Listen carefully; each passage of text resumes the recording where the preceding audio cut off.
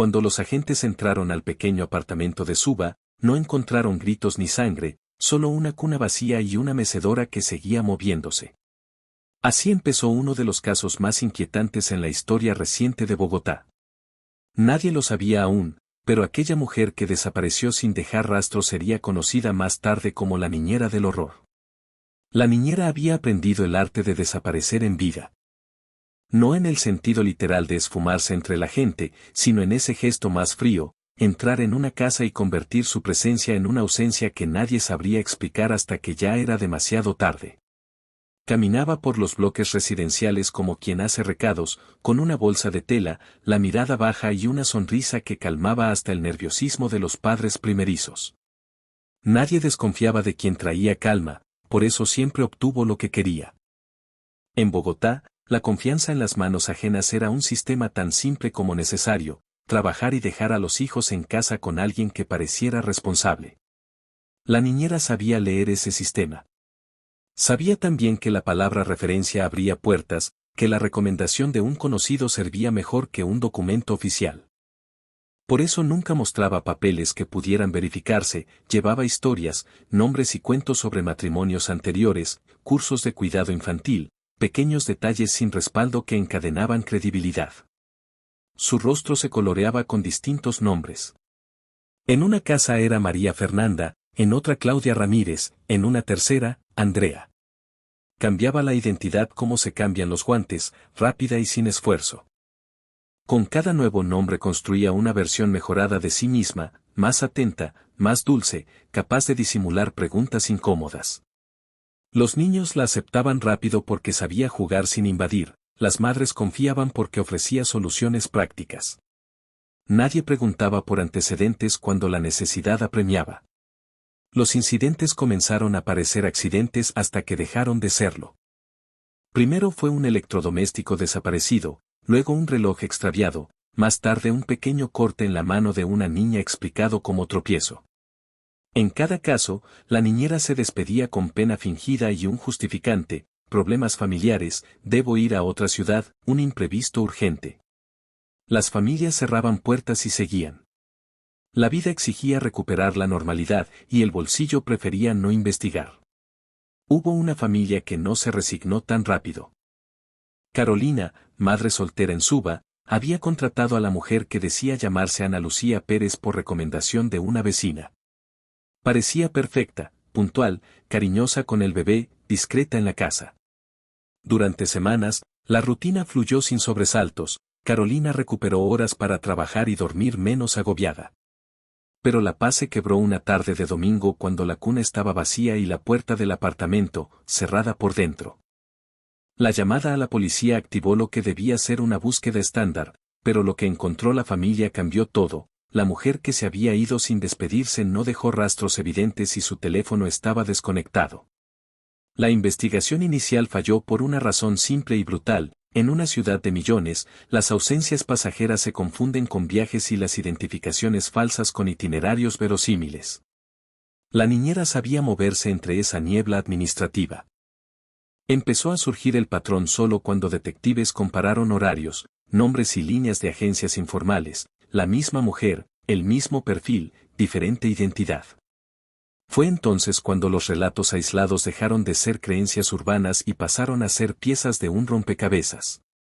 Al revisar cámaras de buses y rutas de taxis, los investigadores detectaron un rasgo repetido: la mujer circulaba sola y con paso medido, casi siempre con una manta o un paquete ligero que ocultaba su propósito real.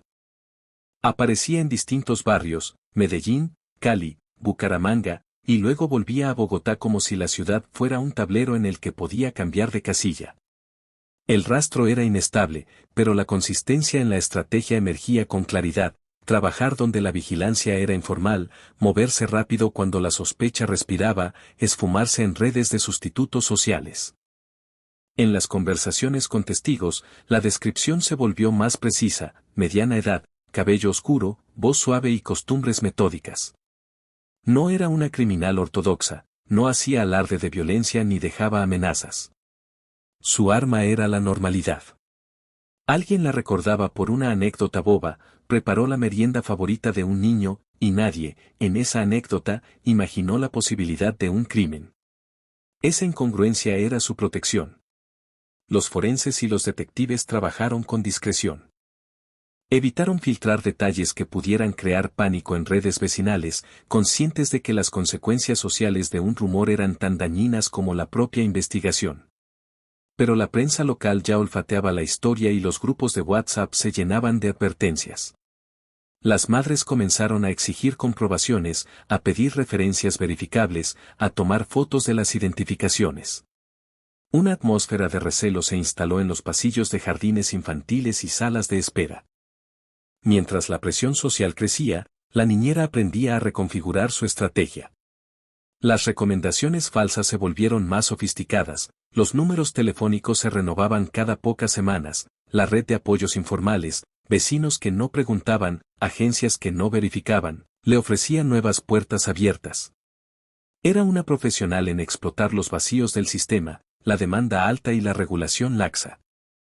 El caso dejó en evidencia una falla antigua. La confianza que sostiene el cuidado infantil en muchas ciudades latinoamericanas depende, en gran medida, de la buena fe. Allí donde la inspección es débil y la necesidad apremia, los atajos proliferan. La niñera operaba en ese intersticio, y mientras los relatos aislados se convertían en denuncias cruzadas, la investigación comenzó a abordar una verdad incómoda. No se trataba de una persona con un único nombre, sino de una operadora de identidades que había explotado la vulnerabilidad de muchos hogares. Cuando los investigadores por fin juntaron las piezas, no fue un estruendo público inmediato, fue un trabajo paciente de coincidencias y verificación. Entrevistas tras entrevistas, rastreos de líneas telefónicas y cruces de videos, la historia se transformó de rumor en causa penal. Pero en el tránsito entre la sospecha y la prueba, quedaron demasiadas preguntas sobre cómo prevenir que otra mujer, con la misma sonrisa y otras falsas referencias, volviera a entrar en una casa y a salir sin dejar huella. La ciudad había despertado a una amenaza que se escondía en la cotidianeidad, el peligro más serio no siempre grita, a veces susurra. Y en ese susurro, millones de manos dejaron de delegar sin mirar. Antes de ser la niñera del horror, fue simplemente Marta López. O al menos, ese era el nombre que aparecía en los archivos de nacimiento de un pequeño pueblo del Tolima. Creció entre montañas, en una casa donde la violencia era una costumbre silenciosa. Su padre trabajaba de jornalero, su madre era empleada doméstica. Los vecinos recordaban a una niña reservada, con una mirada que parecía más vieja que su edad. Desde muy joven aprendió que la obediencia era una forma de sobrevivir. En casa, los castigos eran rápidos y las disculpas, lentas. Cuando tenía 11 años, fue enviada a trabajar a la ciudad. Allí comenzó su aprendizaje real, limpiar, cuidar, mentir. Descubrió que la gente confiaba en quien sabía escuchar. Y que el silencio podía ser un refugio o un arma. En Bogotá pasó de casa en casa, siempre bajo nombres distintos. Nadie verificaba sus datos. En los años 90, la documentación era un papel que bastaba con copiar o modificar. En cada hogar dejaba una huella mínima y un relato ambiguo sobre su pasado. Perdí a mis padres, mi esposo me abandonó, solo necesito un techo honesto. Con el tiempo, perfeccionó el arte de volverse invisible. Los psicólogos que más tarde analizaron su perfil la describieron como una mujer con un control emocional inusual, incapaz de empatía, pero experta en imitarla. Su tono de voz, su forma de caminar, incluso sus pausas, estaban calculadas para generar confianza. Era lo que los criminólogos llaman una manipuladora adaptativa, alguien que no actúa por impulso, sino por oportunidad. Sus primeros delitos no fueron violentos. Robos menores, suplantaciones, engaños. Pero en todos ellos había una constante, la búsqueda de control. Lo importante no era el dinero, sino el dominio. Le gustaba saber que la familia confiaba en ella, que podía entrar en un dormitorio sin ser cuestionada, que tenía acceso a lo más sagrado, los hijos. Esa sensación de poder fue creciendo como una adicción. Un exjefe la recordó años después, tenía algo raro, una calma que no era normal. Uno podía gritarle, y ella solo sonreía, como si nada la afectara. Otro testimonio habló de un pequeño incidente, una niña sufrió un golpe y la niñera insistió en no llamar al médico. Dijo que era solo un susto. Días después, renunció sin previo aviso.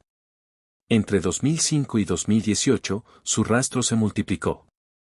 En cada ciudad, una nueva versión de Marta aparecía y desaparecía. Las autoridades locales no conectaban los casos porque no existía una base de datos centralizada para el trabajo doméstico. Nadie cruzaba información. Nadie pensaba que una niñera pudiera ser peligrosa. Fue recién en 2019 cuando un fiscal de Medellín, revisando archivos antiguos, notó una coincidencia: en 3 denuncias diferentes, las familias describían a una mujer con el mismo acento, la misma complexión y los mismos modales. En los 3 casos, la niñera había desaparecido poco después de un accidente infantil. Aquella observación aislada se convirtió en el hilo que, años después, desenredaría el misterio. Mientras tanto, Marta, o el nombre que usara entonces, continuaba moviéndose. Había desarrollado un instinto casi profesional para detectar hogares vulnerables, madres solteras, parejas jóvenes, personas sin apoyo familiar. Su método era predecible y, al mismo tiempo, invisible.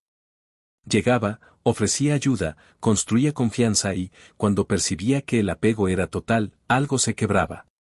En su mente, las relaciones humanas eran simples transacciones. No creía en la culpa ni en el perdón, solo en la conveniencia. Esa frialdad fue la que desconcertó incluso a los agentes cuando, años más tarde, la interrogaron. Sus respuestas eran tan serenas que parecían ensayadas: no hice nada malo. Solo cuidaba lo que me pedían. Los informes psicológicos hablaban de una personalidad antisocial de alto funcionamiento, capaz de adaptarse, de simular emociones, de calcular el riesgo con precisión. Era el tipo de persona que la sociedad rara vez detecta, porque no encaja en el estereotipo del criminal. No grita, no amenaza, no huye, solo observa, espera y actúa. En el fondo, lo más perturbador no era lo que hacía, sino lo que representaba.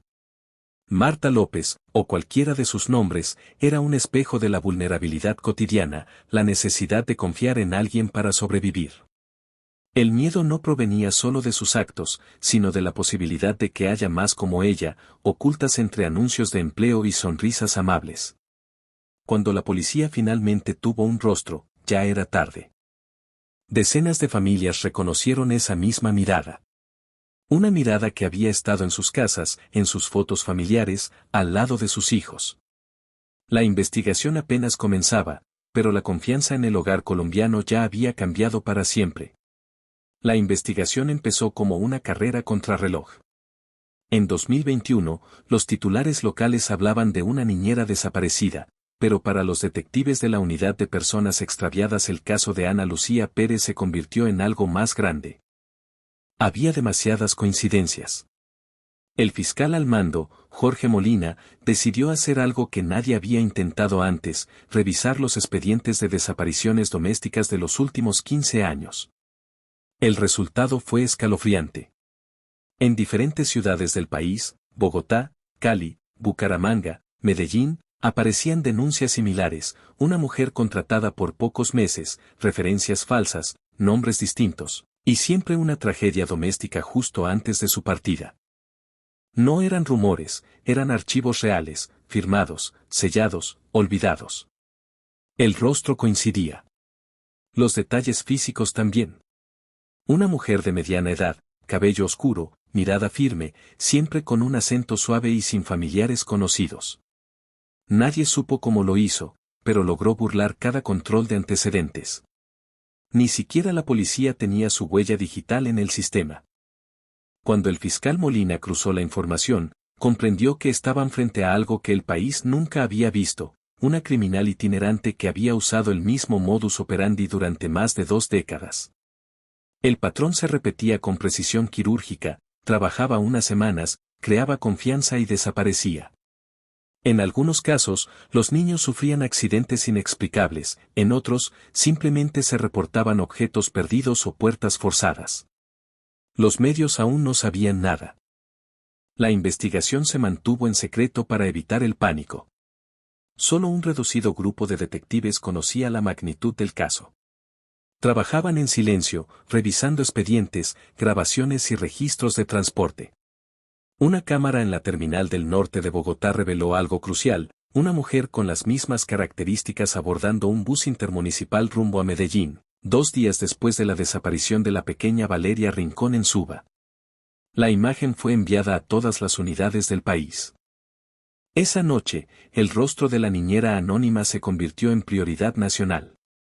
La pista los llevó a un barrio de Envigado, donde una agencia informal de empleo había contratado a una mujer llamada Sandra Guzmán. Usaba una cédula legítima, pero el número pertenecía a otra persona fallecida años atrás. Los agentes llegaron al lugar donde trabajaba, pero ya era tarde. Se había ido hacía 3 días, dejando atrás una maleta vacía y una habitación impecablemente limpia. En la mesa, una nota escrita a mano: gracias por todo. No me busquen. El rastro volvió a perderse. El fiscal ordenó ampliar la búsqueda a bancos, hospitales y registros de salud. En un consultorio privado de Cali, hallaron una pista inesperada: una mujer que respondía a su descripción se había atendido bajo el nombre de Rocío Parra, alegando dolor de espalda. El formulario contenía una huella digital mal impresa, pero suficiente para ser analizada. Cuando los técnicos del laboratorio forense la compararon con registros antiguos, se produjo el hallazgo que cambiaría el rumbo del caso. Aquella huella coincidía con un expediente archivado en 1999, perteneciente a una ex empleada doméstica acusada de robo y falsificación de documentos, Marta López. El pasado había regresado con un nuevo rostro. Los detectives reconstruyeron su historia como si armaran un rompecabezas. Descubrieron que había vivido bajo al menos 9 identidades distintas, trabajado en más de 20 casas y desaparecido de cada una con el mismo patrón.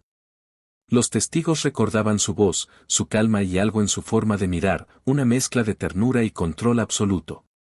Cuando el caso se filtró a la prensa, el país entero quedó paralizado.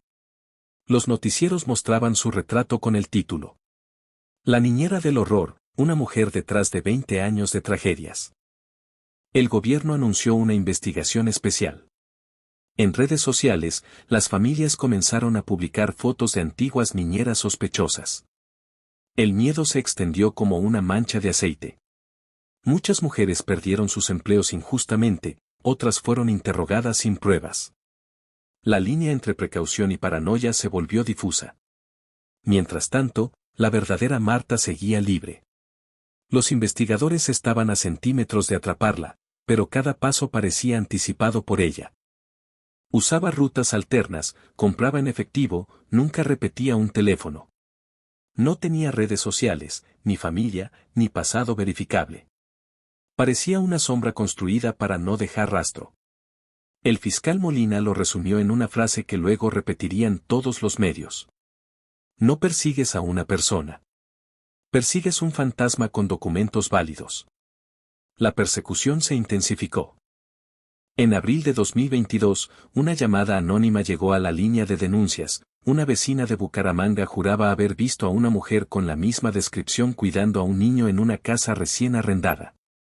Cuando la policía llegó, la vivienda estaba vacía. En el suelo, una taza de café aún tibia. El eco de su huida dejó al país en vilo. Nadie sabía si Marta López seguía viva, si había cambiado de identidad otra vez o si ya planeaba su próxima casa, su próximo nombre y su próxima víctima. El horror, pensaban los agentes, no siempre grita. A veces solo sonríe y pide permiso para entrar. El 8 de mayo de 2022, casi un año después de la desaparición en Suba, la policía colombiana recibió una llamada que parecía otra pista sin destino. Una mujer aseguraba haber visto a la sospechosa en un pequeño pueblo del eje cafetero, trabajando como cuidadora de una anciana enferma. Dijo que la reconoció por los ojos, esa mezcla entre ternura y distancia que ningún cambio de nombre podía ocultar. El fiscal Jorge Molina ordenó movilizar una unidad encubierta. No podían arriesgarse a alertarla otra vez. En 3 días, los agentes llegaron al pueblo de Quimbaya, donde la mujer, ahora registrada como Beatriz Romero, cuidaba a una anciana llamada Doña Teresa, de 84 años. La casa era modesta, con paredes amarillas y un jardín bien cuidado. La niñera había logrado pasar inadvertida entre vecinos amables que la describían como una bendición. Durante una semana, la siguieron discretamente. Su rutina era meticulosa: salir temprano, comprar pan, visitar la farmacia, regresar sin prisa. No tenía teléfono ni cuentas bancarias. Todo en efectivo. Todo controlado. Hasta que un error la traicionó. Una mañana, en el mercado, pagó con un billete que llamó la atención del vendedor. En una esquina del billete estaba escrito un nombre: Valeria.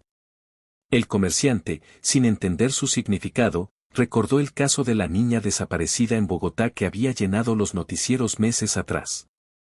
Al regresar a su puesto, vio el retrato que colgaba en una pared de noticias locales. Era ella. La misma mujer. La sonrisa idéntica. Esa tarde, la policía actuó. Entraron a la casa con una orden judicial y la encontraron sentada en la cocina, preparando té. No intentó escapar. No gritó. Solo levantó la mirada y dijo con calma: ya me habían encontrado antes. Fue trasladada a Bogotá bajo estricta custodia. En la comisaría, mantuvo la misma serenidad. No negó su identidad, pero tampoco la confirmó. Cuando los agentes la confrontaron con fotografías antiguas, respondió con una sonrisa casi indulgente: esa mujer no existe hace mucho. Los interrogatorios duraron días. Los psicólogos intentaron descifrar si estaba mintiendo o si realmente creía lo que decía. Mostraba un control absoluto. No alteraba el tono, no parpadeaba de más, no mostraba remordimiento. Era como hablar con alguien que no temía nada porque ya lo había perdido todo. Mientras tanto, los peritos forenses examinaban los objetos que llevaba consigo: un pequeño cuaderno, un anillo con iniciales borradas y varias cédulas falsas, todas con fotos recientes. En el cuaderno, los investigadores hallaron algo que los dejó sin palabras: una lista de nombres y fechas. Algunos correspondían a familias donde había trabajado, otros, a lugares que nunca se denunciaron. Nadie sabía cuántas vidas habían pasado por sus manos. Los medios no tardaron en estallar. Las portadas mostraban su rostro con titulares que combinaban horror y fascinación. Capturada la mujer que engañó a un país durante 20 años. La opinión pública exigía respuestas. ¿Cómo había logrado ocultarse tanto tiempo? ¿Cuántas veces la habían tenido delante sin reconocerla? La fiscalía reconstruyó su historia: un mosaico de identidades, documentos falsificados y desplazamientos constantes por ciudades donde la vigilancia era mínima. Lo más impactante fue descubrir que, durante los años en que la policía la buscaba, Marta había trabajado incluso para instituciones privadas, hospitales y hogares de paso, sin que nadie verificara su pasado. La impunidad no había sido suerte, había sido negligencia.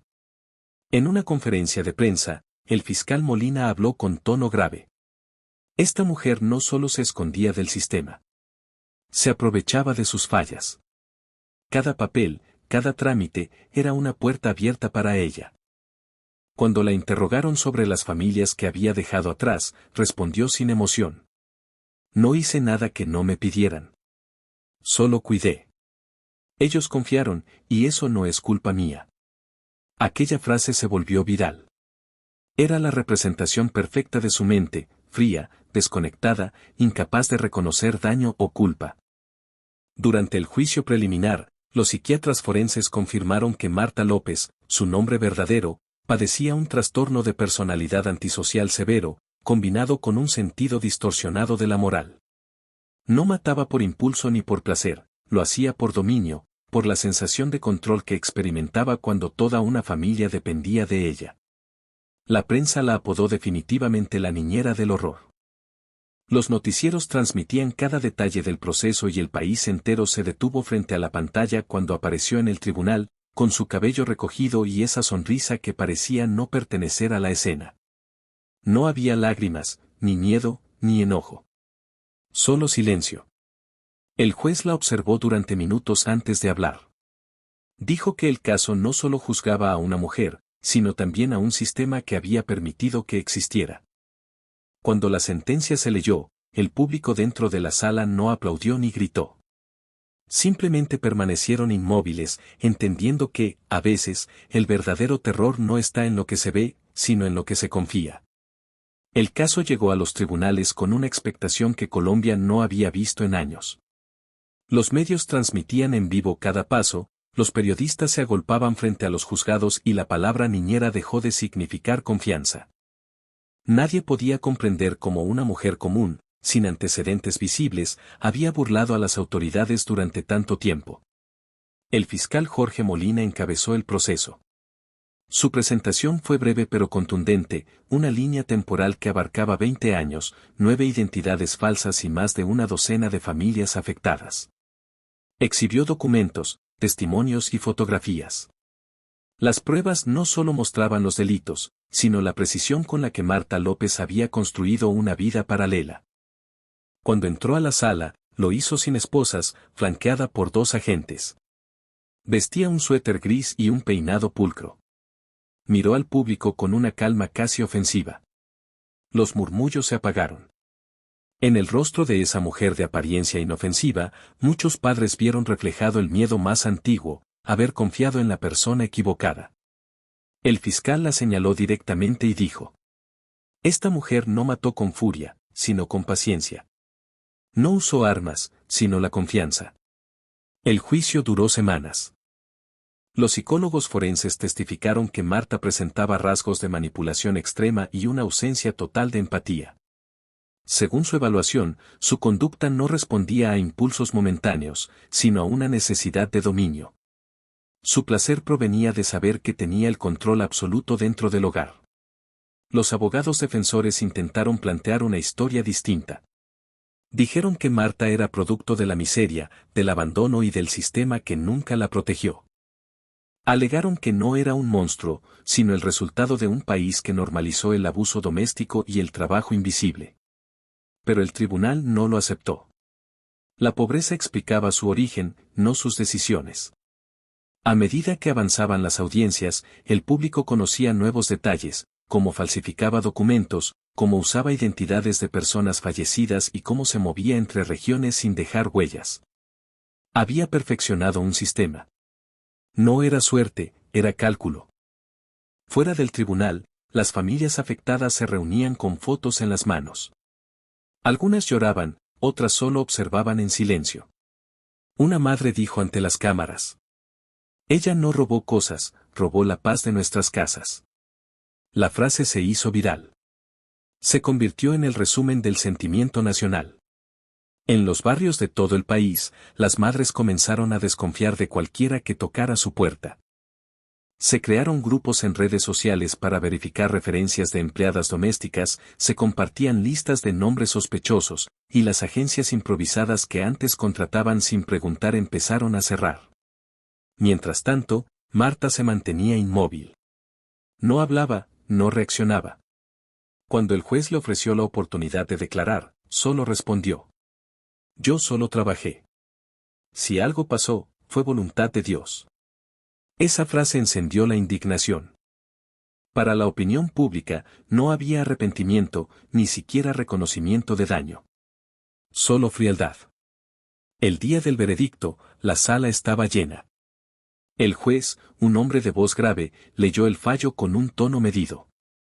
El tribunal declara a Marta López culpable de homicidio agravado, falsificación de documentos, secuestro y fraude de identidad. Condenada a 40 años de prisión sin posibilidad de reducción de pena. Nadie aplaudió. El silencio fue absoluto.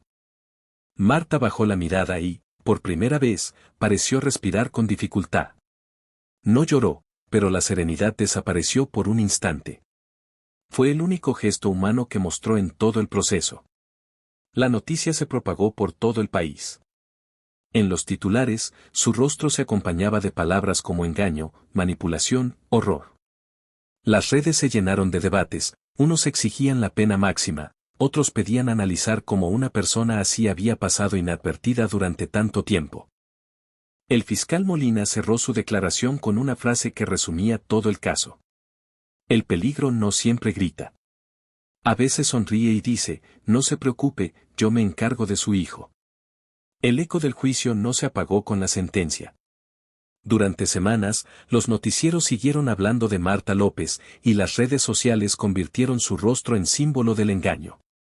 Cada nueva nota sobre ella despertaba una mezcla de fascinación y rabia.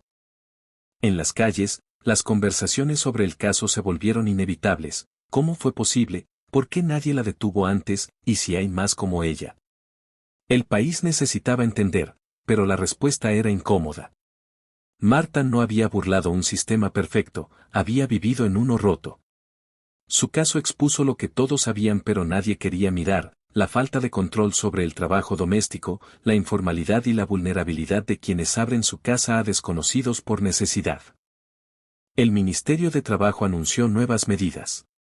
Por primera vez, se implementó una base de datos nacional para empleadas domésticas con registro obligatorio de antecedentes. También se crearon campañas de verificación y líneas de denuncia anónimas. Pero la confianza, esa moneda invisible, ya estaba dañada. En muchos hogares, las madres dejaron de contratar ayuda externa. El miedo había ocupado el lugar de la costumbre. Mientras tanto, en la prisión de mujeres del Buen Pastor, Marta se convertía en un enigma más. No se mezclaba con las demás reclusas, no hablaba en las filas ni en los talleres. Pasaba las tardes escribiendo en un cuaderno de tapas azules que nunca mostraba a nadie. Las guardias la describían como una mujer sin emociones visibles. No lloraba, no sonreía, no pedía favores. Solo observaba. Una psicóloga penitenciaria que la entrevistó declaró: no hay rastro de culpa. Su mente sigue funcionando como si todo hubiera sido un trabajo más. Dice que la gente la contrataba porque la necesitaba, y que eso no la hace culpable. Su celda, pequeña y ordenada, parecía un reflejo de su mente, todo en su sitio, sin adornos, sin distracciones. En las noches, las internas contaban que se quedaba despierta mirando por la ventana. Nunca dormía antes del amanecer. Los periodistas intentaron entrevistarla varias veces, pero siempre se negó. Su única declaración desde la cárcel fue una nota escrita a mano que entregó a su defensora pública. Si la confianza se rompe, no es culpa de quien la recibe, sino de quien la entrega. La frase causó indignación. Para algunos fue la confirmación definitiva de su cinismo, para otros, un recordatorio de lo peligrosa que puede ser una mente desconectada de la empatía. Mientras tanto, la sociedad cambiaba. Las familias comenzaron a registrar datos, a pedir contratos y referencias certificadas. La informalidad empezó a disminuir, pero el miedo seguía presente. Los programas de televisión usaban su historia como advertencia. En los colegios se enseñaba a los niños a reconocer señales de peligro, a no quedarse solos con desconocidos. En la calle, el nombre La Niñera del Horror ya no se pronunciaba con curiosidad, sino con un respeto oscuro. Era parte del vocabulario del miedo. Su rostro se convirtió en el recordatorio de que el mal puede entrar por la puerta más cotidiana, disfrazado de ayuda y sonrisas. Los criminólogos que estudiaron el caso lo definieron como un síndrome de confianza perversa, la habilidad de manipular los espacios más íntimos sin usar violencia visible. Marta López no había necesitado gritar, amenazar ni huir. Solo había aprendido a leer la necesidad de otros y convertirla en ventaja. El fiscal Molina, en una entrevista años después, resumió el caso con una frase que quedó grabada. No era una asesina de impulsos. Era una estratega del silencio. Y el silencio es la forma de poder más peligrosa que existe. A 3 años de su condena, Marta seguía recluida en el Buen Pastor. Había envejecido, pero su actitud no había cambiado. Las guardias decían que, a veces, repetían nombres en voz baja. Nombres que nadie conocía, pero que tal vez pertenecían a su pasado. Cuando la psicóloga le preguntó si alguna vez pensaba en las familias que cuidó, ella sonrió por primera vez y respondió: ellas también me cuidaron a mí. Fue una respuesta tan enigmática que nadie supo si hablaba con ironía o con nostalgia. El expediente judicial cerró oficialmente, pero su sombra quedó. Las autoridades nunca lograron determinar cuántas familias habían pasado por sus manos. Algunas desapariciones jamás se resolvieron. En los márgenes de sus cuadernos hallaron direcciones y fechas sin explicación. En el fondo, lo más aterrador no era lo que había hecho, sino la posibilidad de que existieran otras como ella. Con el paso de los años, el nombre de Marta López dejó de ocupar los titulares, pero no desapareció. Su historia quedó flotando como una advertencia, un recordatorio de hasta dónde puede llegar la oscuridad cuando se esconde bajo la rutina. En los barrios de Bogotá, Medellín y Cali, la gente todavía la menciona en voz baja, como si invocar su recuerdo pudiera traerla de vuelta. Los nuevos noticieros hablan de reformas, de protocolos, de avances tecnológicos. Pero detrás de cada titular hay un miedo que no se disipa, el miedo a confiar. La figura de la niñera del horror cambió para siempre la forma en que el país mira a quienes entran en sus casas. Las familias ya no entregan llaves sin verificar, los anuncios de empleo doméstico ahora piden huellas digitales, y cada rostro desconocido genera una pregunta inevitable: ¿quién es realmente esta persona? En prisión, Marta López envejeció sin confesar. Los informes más recientes describen a una mujer de cabello canoso y pasos lentos que sigue manteniendo el mismo silencio que la hizo invisible durante años. No participa en actividades, no recibe visitas, no tiene cartas. Las psicólogas dicen que vive encerrada en una especie de calma artificial, una calma que solo interrumpe cuando escribe en su cuaderno. Nadie sabe qué anota allí. Algunos creen que lleva una lista, otros, que reescribe su propia versión de la historia. En 2025, un periodista obtuvo acceso a la cárcel para un reportaje sobre crímenes domésticos. Intentó entrevistarla. Ella aceptó, con una condición: nada de cámaras. La conversación duró menos de 20 minutos. El reportero le preguntó si se arrepentía de algo. Marta se quedó en silencio, giró la mirada hacia la ventana y respondió con voz casi imperceptible: arrepentirse es para los que creen que hicieron algo malo. Esa frase cerró el reportaje. Y con ella se cerró también cualquier esperanza de entenderla. El caso de Marta López fue incluido en estudios internacionales de criminología como uno de los ejemplos más raros de manipulación doméstica sistemática. No mató por dinero ni por venganza, sino por el poder silencioso de la confianza.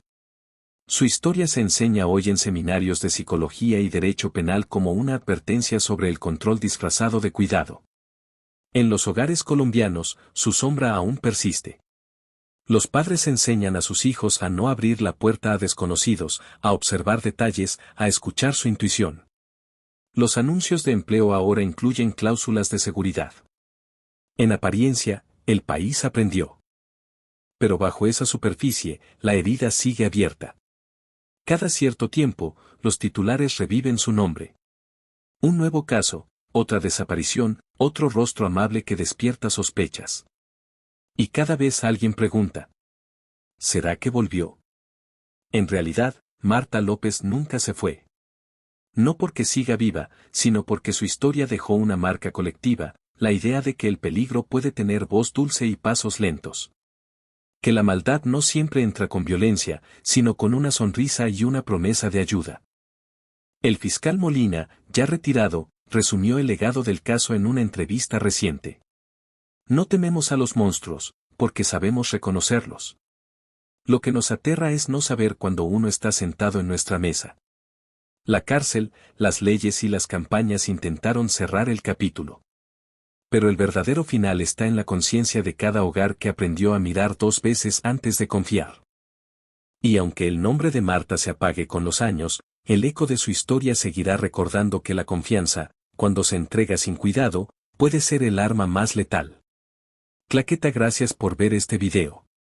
No olvides suscribirte al canal, dejar tu like y activar la campana para seguir descubriendo historias reales que marcaron al mundo.